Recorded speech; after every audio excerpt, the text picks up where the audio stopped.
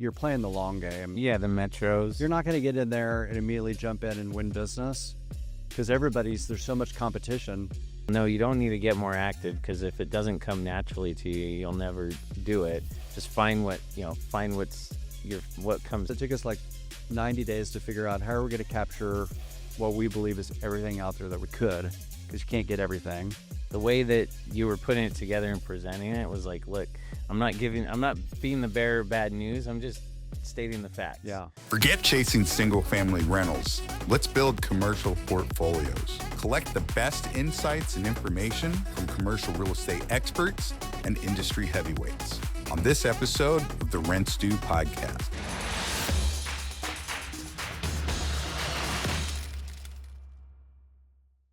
Live from CREI Summit, Palm Desert, California, 2025. It's the Rents Due podcast. I'm your host, Christian Cotta with Hungry Investments. This is your place for commercial real estate investing, info, insights, the best and the brightest in the business. That's my goal, is to bring you those people that you need to follow, connect, and learn from, or just enjoy listening to, because you know what? They got so much good information up in their head and they need to share it with more people just like you. So I do appreciate you being here. And today I'm joined by a budding friendship, a gentleman that, I have known for a while. A lot of people that I'm, interviewing here, I'm just meeting for the first time. Yeah. So at least actually, I'm going to give you some credit for why I'm here. Because like we were just talking about, I was introduced to Dan through my partner, Phil. Said, hey, you need to follow Dan. Dan's got a bunch of really good information, and he knows exactly, he's got the type of information that you'll like. It's like super granular. I love it. It's all single tenant net lease. That's my jam. And so I started following Dan, and then we went to ICSC, and I went to your networking event. The cocktail event. I remember you had the Rents Due hat. It was the first time we had the full gear. Brought you a hat. Gave me one. Yeah. Brought one for Chris. Brought one for Linda. And that's where Linda was like, you need to come to CREI Summit. So I'm going to give you some credit for that. Well, you know what's funny is this is my first one too. Yeah. Well, and I've known Linda for a couple of years because I've gone to that event, and I was like, this year I was like, I need to go. Well, you were instrumental in probably getting a good dozen. Maybe I should get a referral fee. Yeah, something. Ticket discount. Yeah, exactly. Yeah. So Dan, you've been doing investment brokerage for how many years? 22 years. Yeah, and you were out in Tulsa, right? Yeah, the firm that I was with was headquartered in Tulsa. Mm-hmm. So I started in 2003 and had been there for pretty much up until 2022, and then decided to jump out to California. The timing was right. My kids I was an empty nester. Only one of them ended back in Tulsa. And so I was like, now's the time to move. I never anticipated that I'd move to California. I thought I'd head to Florida. Yeah. Here I am in Newport Beach. We were kind of in the middle. Exactly. You had an even distance, equidistance either way. I know, exactly. And you went out to Newport. I remember seeing you because you post a lot on X, and Twitter. I don't know what to call it. I call it Twitter. Yeah. So you post a lot. He's really active. Make sure that you go, find Dan on there. Really good threads, I guess they're called, like when you have longer tweets. Yeah. And so he does a great job of putting that information out. But I remember following along and kind of seeing hey, I'm going out to Newport, meeting with some potential clients. And then it was really enjoyed Newport, and it kind of just kept getting a little bit hey, I'm going to move out to Newport. There's a lot of money, a lot of opportunity out here, and you made the jump. I made the jump, which, I always thought that I was a guy that kind of went with the flow, and that, I was always the guy that when I went to work, I always went a different route. Yeah. So it wasn't like a creature of habit. Yeah. But moving was hard. It was a big change. Scary. Culturally, for sure. Yeah. From Oklahoma, heart of the Midwest. We got a little bit of the South vibe culturally to moving to California. But the people are great. Yeah. It took time for me to adjust, but the opportunity is just incredible there. How's business been since you moved out there? Most of what I've found in this business is in, clients that are in major population areas like Chicago, New York, Miami, kind of that LA, Orange County, you're playing the long game. Yeah, the metros. You're not going to get in there and immediately jump in and win business because there's so much competition. So I'm starting to like build relationships. Like it's coming. Most of my business is all over the country. So I'm working with developers across the country. But, you know, when we do this next year, I'll be able to say, yeah, I've got like 4 or 5 clients now that are in Orange County. Yeah. And how'd you get started into investment sales? Like, how'd you go that route? I was in accounting. Yeah. Out of college. Got a background. Yeah. I got my CPA, worked in public accounting, and that ended up moving into a couple of other jobs. And I was back in accounting and miserable. And my dad called me at work, and he's like, hey, I just went to lunch with a friend of mine from church, and he's the new president of Stan Johnson Company. This video is sponsored by SiteCRE.com, the smart site submittal platform for tenants, landlords, and developers. Site streamlines the entire site submittal process, from custom AI-powered submission portals to a tenant-seeking site marketplace that makes expansion fast, efficient, and targeted. At Hungry Investments, we use sites to validate sites we already control, target locations for specific tenants, and even identify tenants actively looking in trade areas where we're doing our due diligence. It's become an invaluable tool for our growth, and it can do the same for you. Check out sitescre.com, where smart growth starts. Oh. It's this commercial real estate group, and they're hiring, and you should check them out. And, you know, as a young 20-year-old, or actually I was a little bit older, I was like, okay, Dad, you know, well, I looked them up on the internet. They had a website, but it was maybe 2 or 3 pages. Yeah. And it was this company that sells buildings all across the country, triple net properties. Oh. And I was like, well, this looks kind of cool. Yeah. And that was my only experience with kind of like a shot in the dark, and just. So I called the president, and he had me come in, and I interviewed with him and with Stan Johnson. Oh, the real Mr. Who was still very active in the business. Oh, that's awesome. You know, within a couple, 3 weeks, I had a job. And so I didn't know about the CPA like background to begin with, but it makes more sense with like how you analyze data and like kind of, you know, pull the data sets together and do all that. And the reason I'm using these big terminology data sets and pulling data is because one of the key things that Dan has is the state of the market. It's this newsletter. And how long you been doing the newsletter? I started it right when the market turned in 2022. So not COVID, but, you know, when the Feds raised rates consecutive times and the market kind of stalled out, I was like, okay, this is an opportunity to kind of tell people what's going on, or what I'm seeing at least. Yeah. And so the state of the market, the newsletter, it was an email first, right? Still is an email. But there is like you can subscribe for the newsletter. Yeah. It's a little bit morphed. Before it was like BCCing 50 guys. Yeah. You know, 50. So now you had us go in and I say us because I'm on it.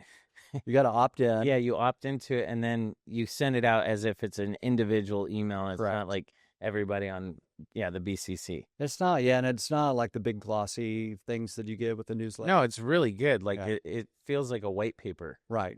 That's the goal. Yeah. Bullet points, bold, underline things. Yeah. You know, quick and dirty. Yeah. And I like to aggregate content, but the source has got to be good. And this is one of the guys that I like look at. I'm like, oh, how can I give a spin of how I review this and see this information because it's good. Yeah. Yeah.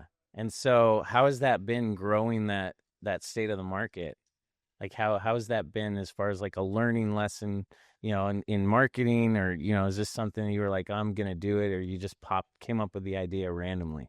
Well, I mean, as brokers, we're on the phones all the time. And so we're getting, you know, my typical client is a developer, and they're all asking me what's going on. What are you seeing? Market's starting to slow down. And I was like, this is a great way to maybe just articulate it in writing to my audience. Started with 50 and started promoting a little bit on social media, and it grew to, you know, 2 years later, we just clipped 3,000 subscribers, all opted in. So I'm not forcing people in. And, I mean, I see it as like, it's a way to brand myself and my team. Because as you get, I do a little bit of market commentary. I'll give a take on Walgreens or something that's going on in the market at the time. But a lot of it is what I'm doing, Yeah. what I'm working on, the things that I'm doing for clients. And, I get so many leads from that. Yeah. People responding back, wanting more information, wanting to get on the phone. So it's been. Well, you've done a good job of like taking the original platform and where you said something. So I just tell you, I read your tweets. Yeah. Because you said something, I've shared this here. You were like, hey, a friend of mine said I need to get more active on social media. And you were like, well, no, you don't need to get more active because if it doesn't come naturally to you, you'll never do it. Just find what comes naturally. What we're doing right here, talking, You like that. pretty natural. Yeah. Yeah. Exactly. And so like I'm probably, especially as I get to know people more on Twitter, more of a commenter. Like I can add some color. Yeah. I'm the color commentator. Yeah. But you're not the guy that probably wants to produce the content. I'm not the driver of the sportscast. Like Yeah. I'm the one that's going to throw in some pops of color here and there. What I feel like you've done a great job on Twitter is putting out like very thought provoking, tweets and like good stuff, like little bits and pieces here and there. But then when you have that state of the market, leveraging that audience and finding those people that are like, hey, I like all these bits and pieces. I want more. Yes. It's all a tease. There's actually a method to my madness. Yeah. And it's like provide enough content, but not too much on social media, and always try to draw people into my state of market. Mm-hmm. But then it's taking one more step, is going from someone that just gets your stuff, and I know who you are because you opt in, to calling and building a relationship. Yeah. So give a tease, because I love single tenant net lease, and that was probably an original way of how we kind of connected. But the information that you were putting, give a little tease. Like what have you been putting out in the state of the market? Like just, Well, going back to 2022, and there'd been all these interest rate hikes. The market was slowing down. I was at ICSC New York, and I met with a very prominent Starbucks developer. And he's been in the business like 40 years, ran the company, owned the company. And I remember he said to me, because he kind of knew I liked data, he said, wouldn't it be interesting, which basically was saying, I would like you to, wouldn't it be interesting if someone tracked Starbucks and what's sold and what's on the market every month throughout the year? Because we might be able to see trends. And if you think about like comp data, usually pulling a comp is a response to, I want a proposal. I want to list my property. So then they pull Tell comps. me what the comp is so I can see how much I can sell So it. it's a one-time usually event when the order is placed, Mm-hmm. instead of doing it repeatedly without the order. Mm-hmm.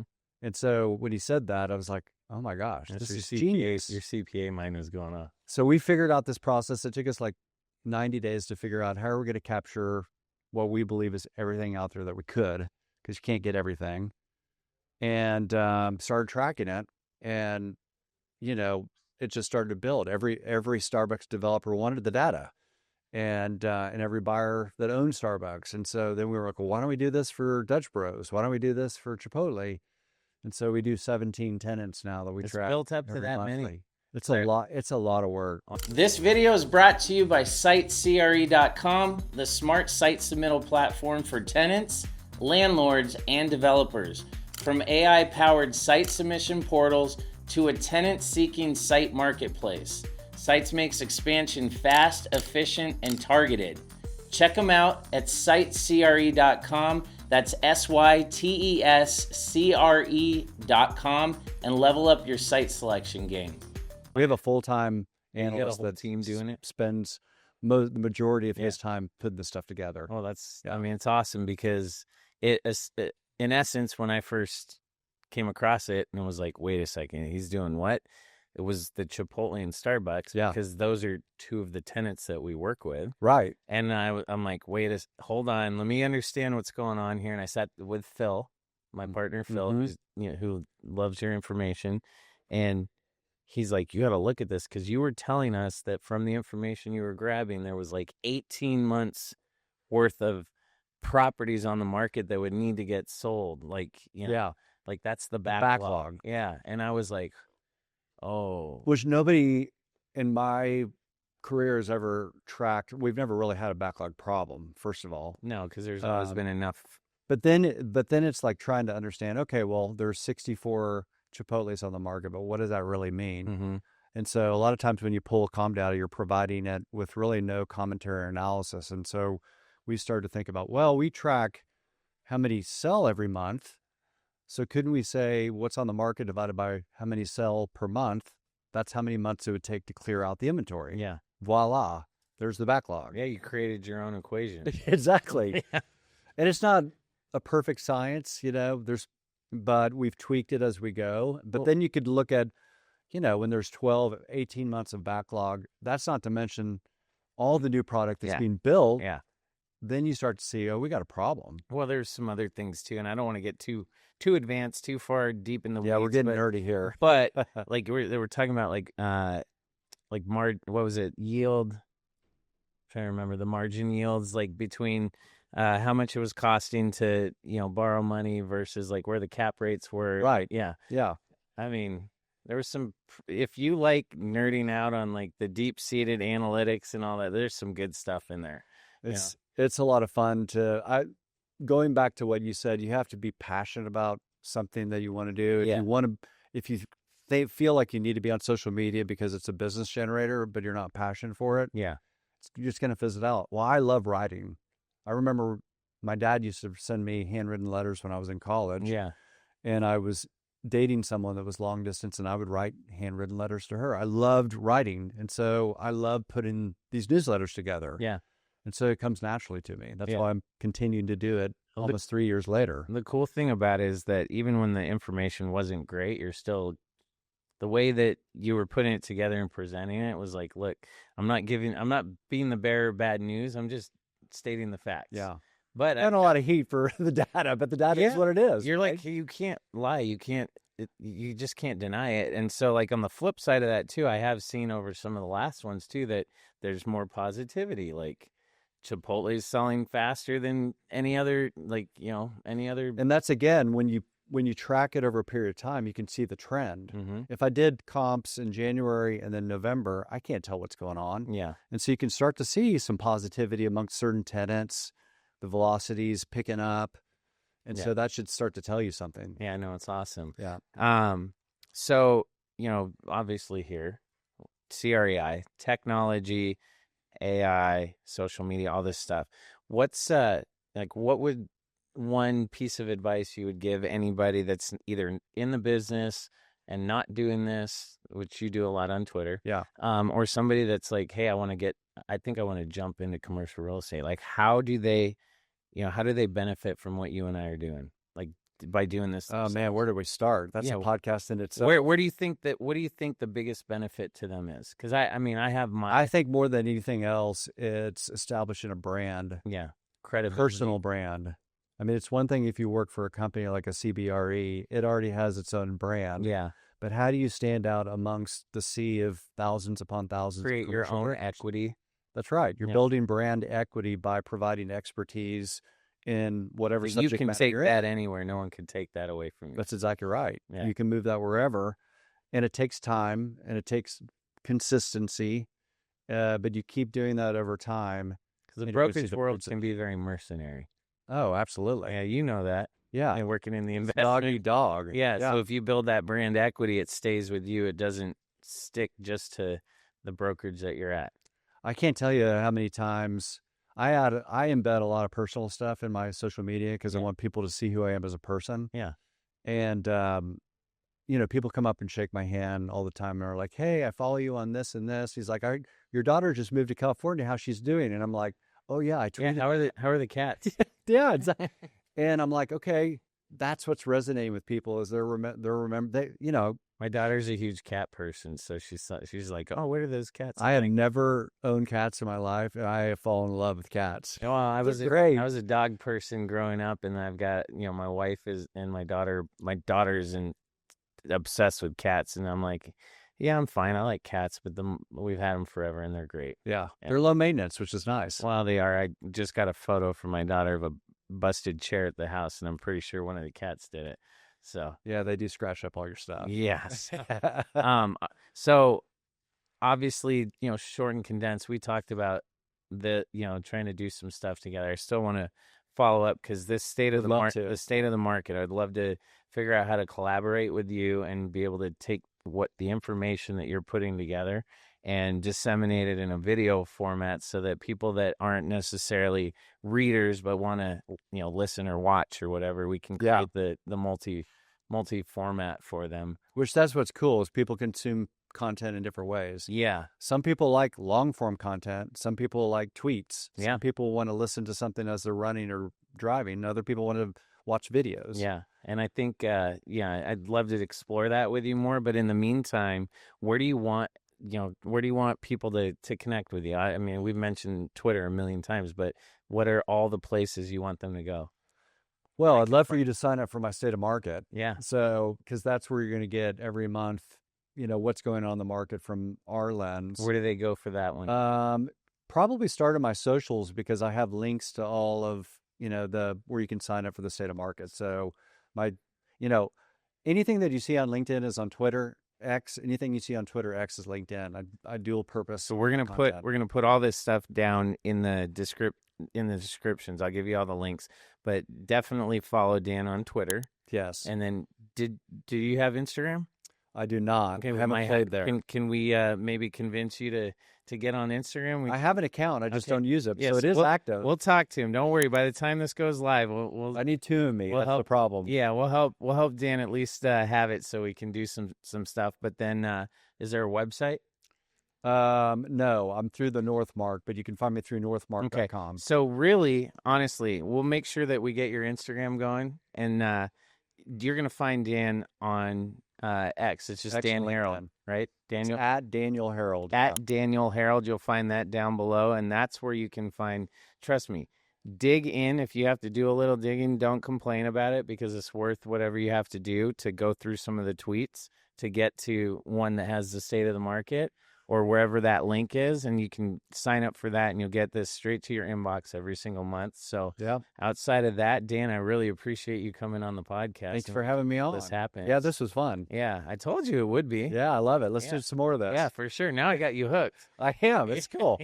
Yeah. Trust me, we're that much closer to turning the state of the market into video format. So I do appreciate you guys for sticking around watching us. I hope everything that you heard today on this episode was worthwhile for you. If you feel like it, please go ahead and share this out with somebody that you think would benefit from the people that we're bringing to you and the information that we're sharing here.